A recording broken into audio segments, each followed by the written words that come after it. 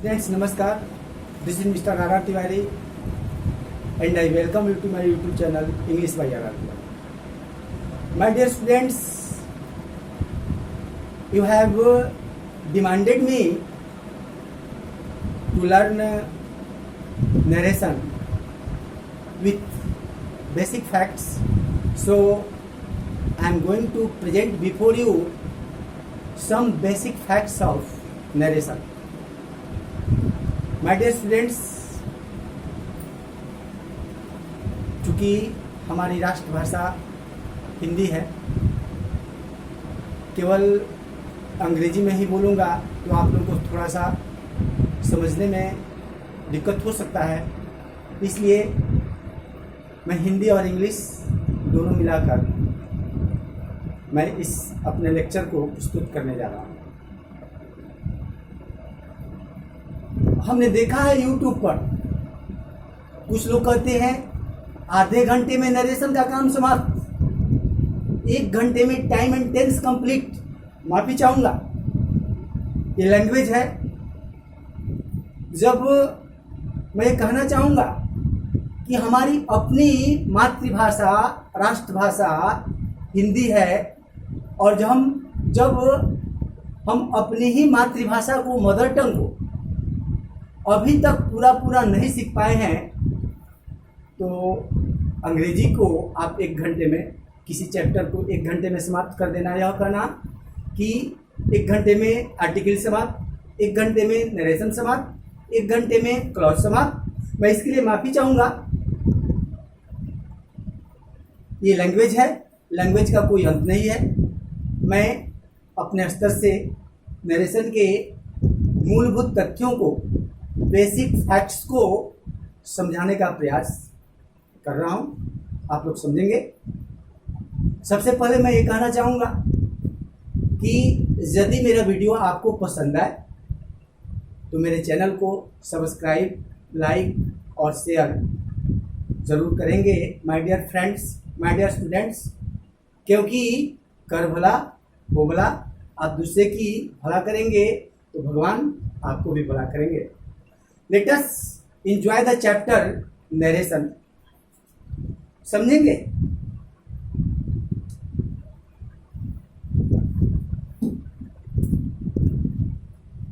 My dear students, पूरे बिहार में और मेरे ख्याल से पूरे इंडिया में इस चैप्टर को नरेशन के नाम से जाना जाता है। हाँ, चूंकि लोग नरेशन कह के ही इसे पुकारते हैं, इसलिए आप जानते हैं कि इसे केवल नरेशन ही कहा जाता है, बट इसके बहुत सारे नेम्स हैं। नरेशन को के बहुत सारे साइनों हैं। आप देखेंगे नरेशन को असर्शन भी कहा जाता है, नरेशन को डिक्लेरेशन भी कहा जाता है, नरेशन को स्टेटमेंट के नाम से भी जाना जाता है। इन 4 नामों से नरेशन को जाना जाता है। लेकिन एक कहा जाता है कि हाथी का दांत बाहर निकल जाता है तो वही दिखाई पड़ता है। क्योंकि सारे लोग, हमारी सारी पुस्तकों में नरेशन ही, इस चैप्टर को नरेशन नाम से ही दर्शाया गया है, इसलिए आप लोग भी नरेशन कहते हैं। तो आप इसे नरेशन ना कह करके आप इसे असर्शन भी कर सकते हैं, आप इसे स्टेटमेंट भी कर सकते हैं, अथवा इसे डिक्लेरेशन भी आप कह सकते हैं। तो देखते हैं, चलते हैं नरेशन के बेसिक फैक्ट्स की तरफ। आप समझेंगे, एक एक चीज़ों को मैं बताऊंगा। एक लड़के ने हमसे पूछ दिया, सर ये जो कमा होती है नरेशन में, दिखाई पड़ रहा है मेरे छात्रों? ठीक है, ये जो नरेशन में कमा होती है इसे सर इन्वर्टेड कमा के नाम से क्यों जाना जाता है? Why teachers call it inverted commas?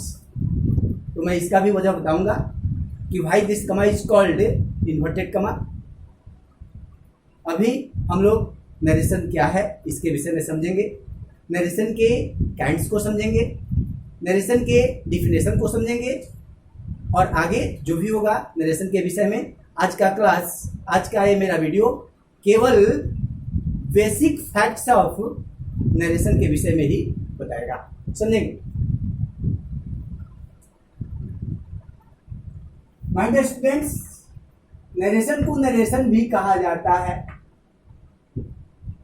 NARRATION,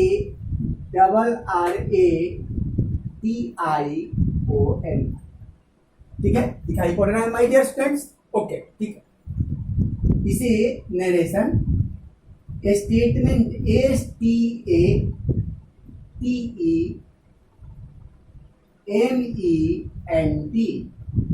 इसे स्टेटमेंट भी कहा जाता है, इसे असर्शन भी कहा जाता है, ASSERTION,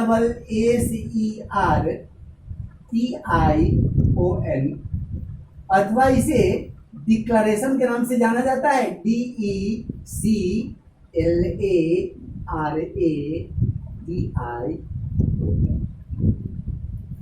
ओके, ठीक है, दिखाई पड़ रहा है? इसे केवल नरेशन ही नहीं, इसे नरेशन, स्टेटमेंट, असर्शन और डिक्लेरेशन के नाम से जाना जाता है, और इन सबों का मतलब होता है माय डियर स्टूडेंट्स कथन।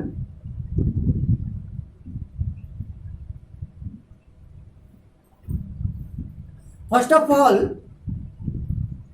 I want to say you why it is called narration, why this chapter is called narration।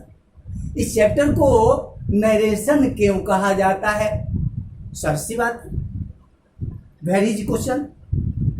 चूंकि नरेशन जो शब्द है नाउन है और ये नैरेट वर्ब से लिया गया है। What I told, it is taken from the word narrate. बात सुनाई पड़ रही है? ओके, ठीक है।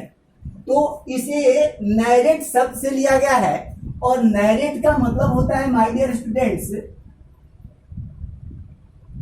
NARRATE, नैरेट का मतलब होता है कहना। उसी तरह से मतलब स्टेटमेंट, स्टेट शब्द से बना है, स्टेट का मतलब होता है कहना। असर्शन, असर्ट शब्द से बना है, इसका भी मतलब होता है कहना। डिक्लेरेशन, ये डिक्लेयर शब्द से बना है और इसका भी मतलब होता है कहना। और ये जब नाउन बन गया तो इसे क्या कहेंगे? कथन के नाम से इसे समझेंगे। तो आप लोगों को ये बात समझ में आ गया होगा कि why this chapter is called narration. इस चैप्टर को नरेशन के नाम से क्यों जाना जाता है। अब हम इस चैप्टर को आगे बढ़ाते हैं। नरेशन कहते किसे हैं? What is the definition of narration? Narration क्या है, समझेंगे। सबसे पहले मैं ये कहना चाहूंगा कि मेरे सभी स्टूडेंट्स अपने सामने पेन पेपर को लेकर बैठ जाएंगे। जो भी स्पेलिंग होगी, जो भी रूल्स बताएंगे, उसको आप अपने कॉपी पर राइट करने का प्रयास करेंगे। समझते हैं नरेशन है क्या, किसे कहते हैं narration? The art of speaking the words of a narrator is called narration. सुनाई पड़ा? The art of speaking the words of the narrator is called narration. I repeat this line again. The art of speaking the words of the narrator is called narration. यानी वक्ता के शब्दों को कहने के तरीके का नाम ही नरेशन है। वक्ता के शब्दों को कहने के कला को क्या कहेंगे बाबू? नरेशन कहेंगे। अब आप कहेंगे कि सर ये कला क्या होता है? वक्ता कैसे? आप बोलते हैं कि कला को नरेशन कहते हैं। हाँ, वक्ता के कहने के तरीके को ही नरेशन कहा जाता है। इसलिए तो नरेशन को दो भागों में विभाजित किया गया है, डायरेक्ट नरेशन और इनडायरेक्ट नरेशन। डायरेक्ट नरेशन को हिंदी में प्रत्यक्ष कथन और इनडायरेक्ट नरेशन को हिंदी में अप्रत्यक्ष कथन के नाम से जाना जाता है। तो first of all right the definition of narration on your copy. लिखेंगे, मैं बोर्ड पर लिखने जा रहा हूं। the art of speaking, speaking, speaking the words of the narrator, NARRATOR। मेरी बात सुनाई पड़ रही है माय डियर स्टूडेंट्स? ओके, ठीक है। The art of speaking the words of the narrator is called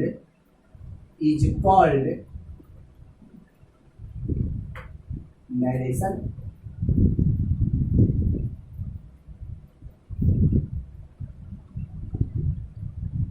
The art of speaking the words of the narrator is called narration। यानी वक्ता के शब्दों को, वाक्यों को, स्टेटमेंट्स को, है ना, कहने के तरीके को, वो किस तरीके से कह रहा है, उसी का नाम क्या है मेरे बच्चों? नरेशन है ना।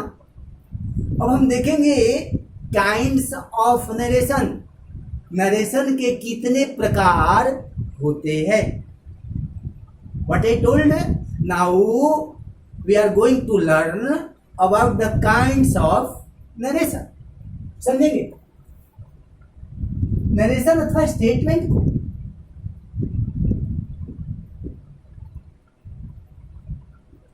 यानी कहने का मतलब स्पीकर जो है कि नहीं, वक्ता जो है कि नहीं, अपने शब्दों को, अपने स्टेटमेंट्स को, अपने वाक्यों को दो तरीकों से कह सकता है। क्या मैंने कहा?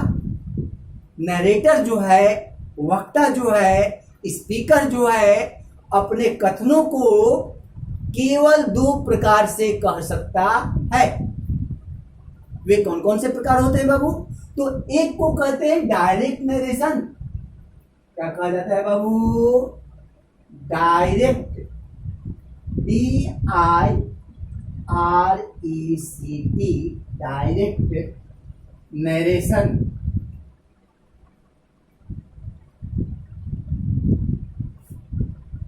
और दूसरे को कहा जाता है इनडायरेक्ट नरेशन।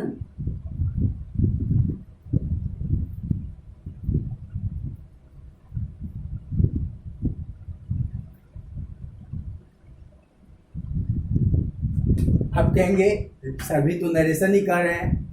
नरेशन में इसलिए कह रहा हूं कि आप लोग के दिमाग में घर कर गया है कि इस चैप्टर का नाम नरेशन ही है।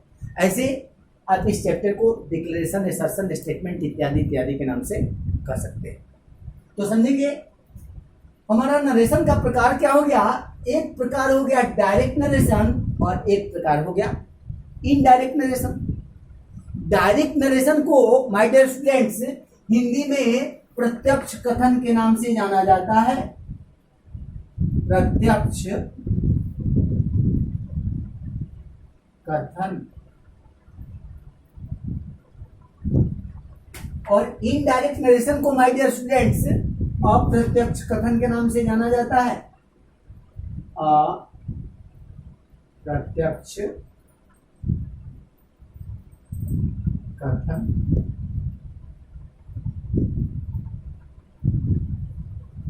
अब दोनों को बारी बारी से समझें कि ये प्रत्यक्ष कथन क्या होता है, डायरेक्ट स्पीच क्या होता है और इनडायरेक्ट स्पीच क्या होता है। तो समझे what is direct speech and what is indirect speech. I M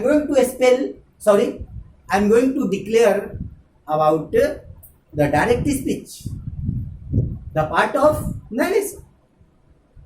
समझेंगे? लिखें, पेन पेपर कॉपी को खोलें और डिफाइन करें डायरेक्ट स्पीच क्या होता है।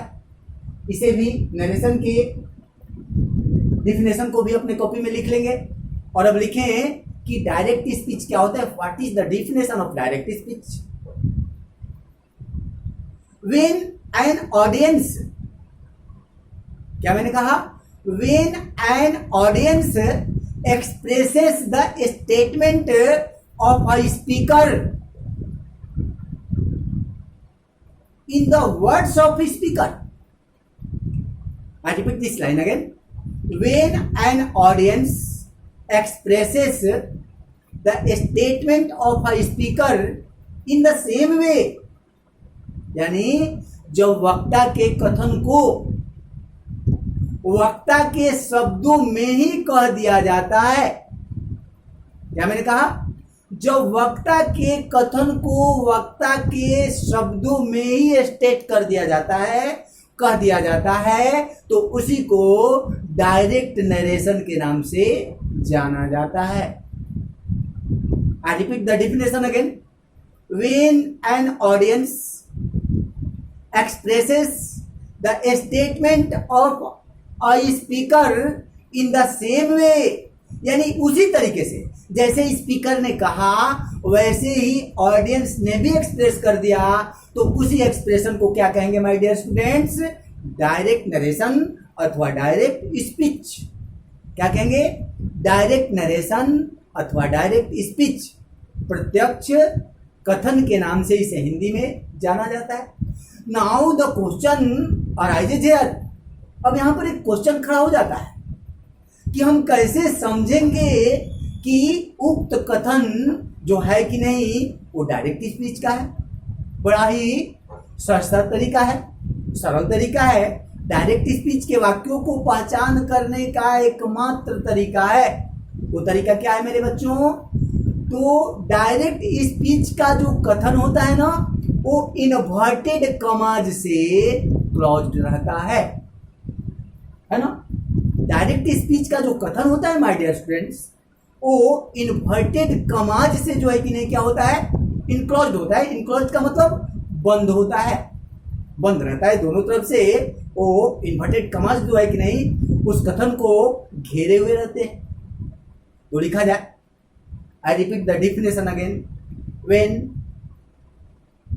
एन ऑडियंस, लिख रहे हैं ना, when an audience expresses the statement of a speaker, when an audience expresses the statement of a speaker in the same way. लिखना पड़ेगा क्या बोर्ड पर, ठीक है, लिख ही दे रहा हूं. when an audience audience expresses expresses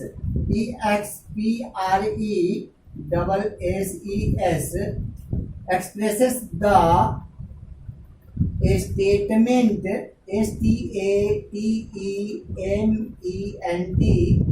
statement, when an audience expresses the statement of a speaker speaker in the same way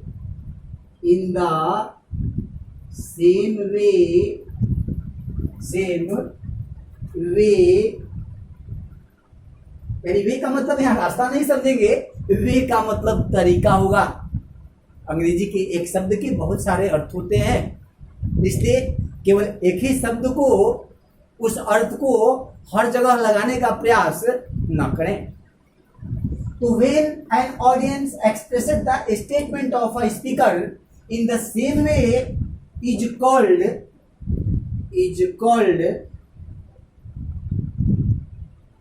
direct narration or direct speech. आप लोगों की सुविधा के लिए मैंने डेफिनेशन को बोर्ड पर लिख दिया है, आप लोग लिखें, ठीक है, उतारा जाए. I repeat the definition again. When an audience expresses the statement of a speaker in the same way is called direct narration or direct speech. ठीक है, लिख लिए, ओके. अब समझेंगे, लिखा जाए, थोड़ा सा लिखेंगे अपनी कॉपी में कि डायरेक्ट नरेशन में लिखने का प्रयास करेंगे।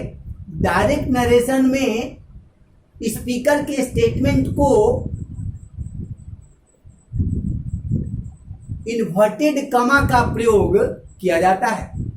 I repeat this line again. Direct narration की पहचान क्या है माय डियर स्टूडेंट्स? तो डायरेक्ट नरेशन में जो स्टेटमेंट होता है ना, वो इन्वर्टेड कमाज से क्लोज्ड रहता है। अब बारी आ गई इन्वर्टेड कमाज की। एक स्टूडेंट्स ने मुझसे पूछा कि सर कमा का अर्थ तो हम जानते हैं, कॉलन का अर्थ तो जानते हैं, सेमी कॉलन का अर्थ तो जानते हैं, है ना, लेकिन मैं अभी तक इन्वर्टेड कमाज का हिंदी अर्थ नहीं समझ पाया। आसानी से समझने का प्रयास करेंगे। इन्वर्टेड कमा का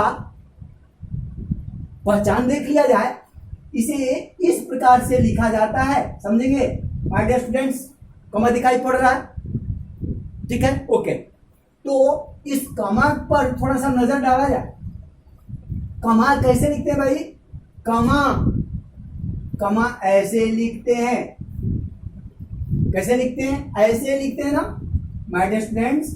कमा कैसे लिखते हैं? ऐसे लिखते हैं। थोड़ा सा देखा जाए कि ये जो साइन है इसका पेट किधर है? इधर की तरफ है ना, ठीक है, ओके। इसका पेट किधर है? इधर की तरफ है। अब बताइए कि इसका पेट किधर है? इधर की तरफ है। अरे भैया my dear students, my loving students, invert का मतलब ही होता है पलटना। इन्वर्ट का मतलब क्या होगा बाबू? पलटना होता है। तो मैंने तो इस कमा को पलट दिया, ये कमा पलट गया, तो क्या इसे सेमीकोलन कहेंगे कि इन्वर्टेड कमा के नाम से जानेंगे?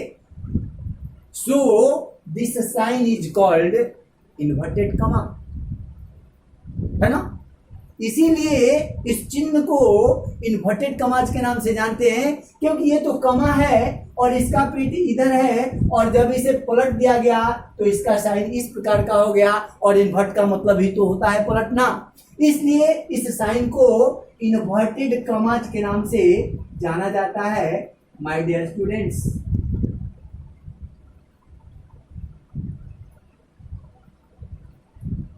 ओके, ठीक है। अब देखा जाए, डिफिनेशन तो आप लोगों ने समझा। अब हम देखेंगे कि डायरेक्ट नरेशन के वाक्य कैसे लिखे जाते हैं, उन वाक्यों में किसका किसका रोल होता है। मिटा देना बोर्ड पर जो मैंने डिफिनेशन डिफाइन किया है उसको इरेज कर दे। ओके, ठीक, इरेज कर दे।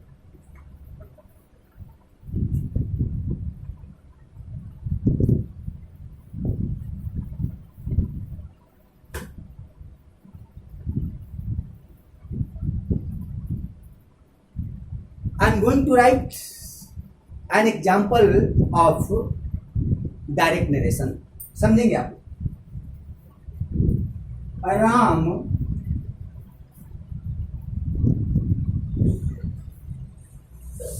said to me, I am going to Patna.